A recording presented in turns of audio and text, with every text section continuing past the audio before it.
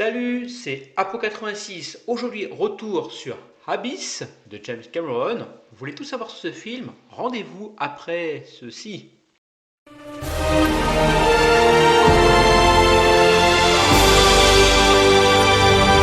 L'idée d'une histoire autour d'aliens vivant sous l'eau ne remonte pas d'aujourd'hui, puisque l'idée date à l'origine de 1897 avec la nouvelle de H.G. Wells, In the Abyss.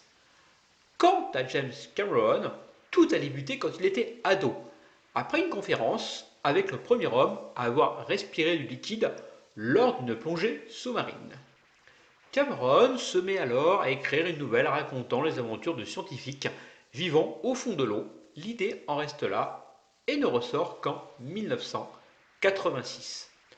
En effet, lors d'un voyage pour la promotion de son film Alien, Cameron regarde un documentaire de National Geographic dans lequel on parle des premiers mini-sous-marins télécommandés. Il se souvient alors de la nouvelle qu'il avait écrite étant minot et il ressort son vieux cahier. Il se rend vite compte que sa nouvelle a du potentiel pour un film, mais qu'il doit peaufiner tout ça et peut-être transformer les scientifiques en employés. Il décide, avec sa productrice, Gail Ann Hurd, que Abyss sera leur prochain projet. Le premier script revient à Hollywood, qui trouve l'idée géniale, et Cameron achève l'écriture du scénario en un an. Pour le rôle de Lindsay Bruggeman, les actrices Kathleen Quinlan, Jessica Lange, Debra Winger ou encore Barbara Hershey sont envisagées. Cameron, lui, veut absolument Jamie Lee Curtis, mais celle-ci est prise sur un autre projet. Ce sera donc Marie-Elisabeth Mastrantonio qui sera choisie, celle-ci ayant déjà tourné dans Scarface. Pour le rôle de Bud Brinkman, le studio envisage Mel Gibson, Donny Cates, William Hurt, Harrison Ford et Kurt Russell, des acteurs à la mode dans les années 80. Même Patrick Swayze est approché. Cameron, lui, veut Ed Harris. Mais le studio pense que celui-ci manque d'expérience. Après un coup d'essai, il convaincra quand même la prod d'être au casting. Avant le tournage, l'équipe et les acteurs s'entraînent durant des semaines à la plongée dans les îles Caïmans. Et oui, 40% du film se passe sous l'eau. Si Cameron veut tout faire aux Bahamas, la prod, elle, préfère que les scènes sous l'eau se fassent dans un environnement contrôlé, pour des questions tout simplement d'assurance. Les séquences sous-marines seront finalement réalisées dans les studios près de Gaffney, en Caroline du Sud, et dans la cuve d'une ancienne centrale nucléaire inachevée, remplie d'eau chlorée. Ce qui ne sera d'ailleurs pas sans conséquence pour les acteurs qui finissent souvent la journée avec les yeux rougis par le chlore. Certaines scènes sont tournées dans un lac souterrain, à Bonne Terre, dans le Missouri. Des prises de vue sont également faites à Los Angeles. Le tournage est difficile, tant pour les comédiens que pour l'équipe technique qui rebaptiseront rapidement The Abyss, The Abuse, l'abus, le faisant même imprimer sur des t-shirts portés par la production. Ed Harris et Marie-Elisabeth Mastrantonio parleront d'un tournage usant et éreintant. D'ailleurs, dans une scène clé du film, Ed Harris doit nager en apnée entre deux points, la station éloignée l'un de l'autre. Une surjus est passée pour l'acteur en haut d'une échelle. Mais après une première prise, James Cameron estime que la performance rendue n'est pas réaliste.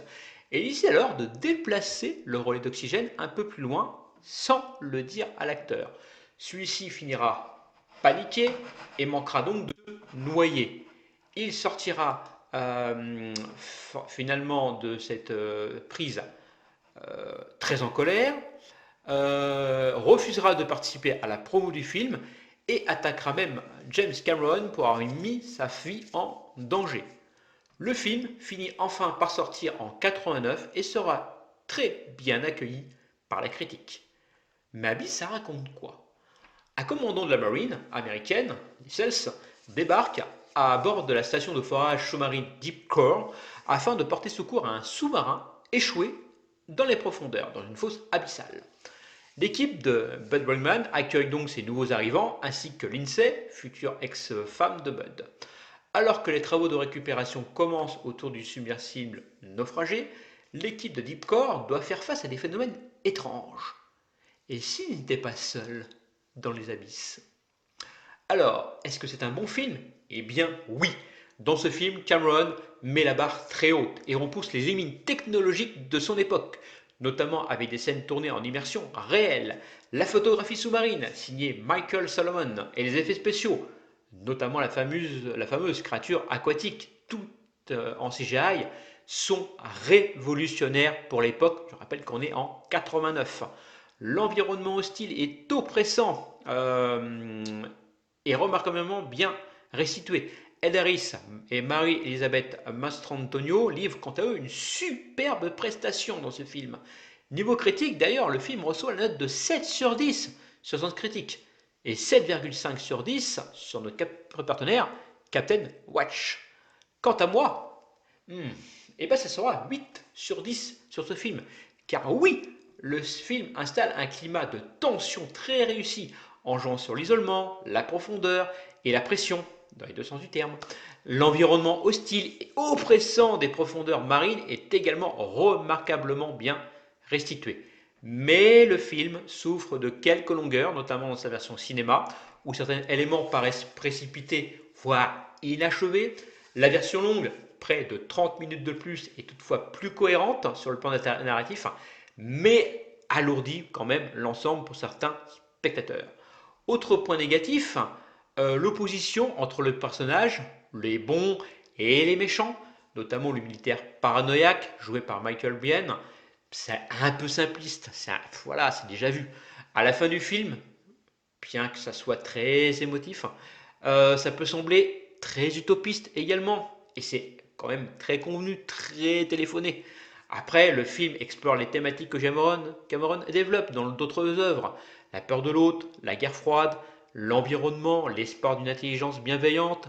Il y a aussi un sous-texte pacifique et humanisme, plus marqué d'ailleurs dans la version longue du film. En conclusion, Abyss est un film ambitieux, spectaculaire, émouvant, porté par une réalisation visionnaire et des performances convaincantes. C'est une œuvre charnière dans la carrière de James Cameron, qui préfigure des chefs-d'œuvre comme le Terminator 2 ou même plus tard Avatar. Malgré quelques défauts de rythme et une résolution peu convenue, ça reste Abyss un film classique de science-fiction des années 80. Et il a pour moi une place unique dans le panthéon de la SF moderne. Je vous recommande donc fortement de voir ce film, facilement trouvable en physique, vous n'avez qu'à faire les brocantes, vous le trouvez assez facilement. Alors pourquoi il est en brocante? Parce qu'il est souvent en DVD, maintenant la mode est au Blu-ray, mais vous pouvez le trouver en DVD, moi j'adore les formats DVD. J'en ai donc fini avec ce retour sur Abyss, et dites-moi en commentaire ce que vous pensez de ce film. Moi je vous dis à plus et à la prochaine. Salut!